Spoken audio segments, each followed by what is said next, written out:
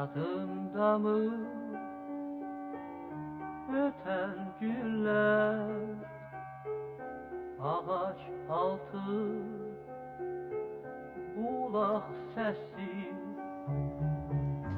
günler keçir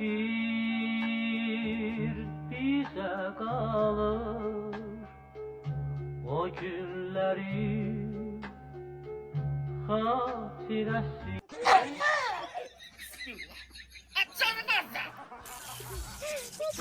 Sen dedemi gör, dur çademle. Ne de karabaş şeydi. Şahlığımı yanma salırdım. Ne bileyim, anamı, dedemi. Kaş uşaq olaydım. Kaş böyüməyəydim. Kaş evlənməyəydim səni kimi yağlı baştan, bitdi baştan. Hayallara getmiştim. Ne de karabaş şeydi. Hötürmeye bak tapdın.